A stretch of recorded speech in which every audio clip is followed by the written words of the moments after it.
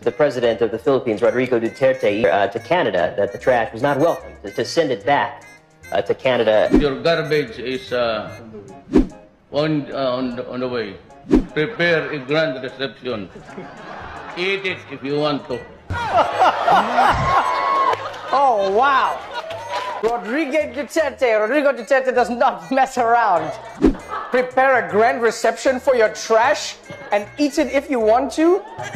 It's a slam. But Sandra, tataba yung mga isda sa Manila Bay. Wala ho kayong ganung statement na binitawan, Mayor? Meron, ma'am. Sinabi ko nga. Sabi ko, yung ako nang gawain yung presidente.